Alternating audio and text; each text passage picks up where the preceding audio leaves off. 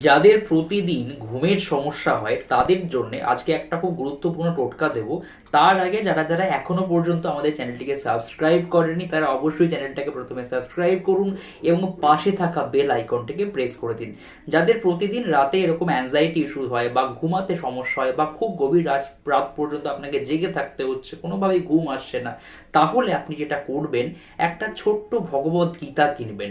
যে কোনো দশকর্মার দোকানে বা যে কোনো বইয়ের দোকানেই আপনি পেয়ে যাবেন ছোট্ট একটা ভগবত গীতা। সেটা আপনি আপনার বালিশের নিচে রেখে দেবেন, রেখে তারপরে ঘুমাবেন। এবং এটার পাশাপাশি এই যে মন্ত্রটা, ওম ব্রাং ব্রিং ব্রং স বুধায়ে নমঃ, এই মন্ত্রটা আপনি 108 বার পাঠ করবেন।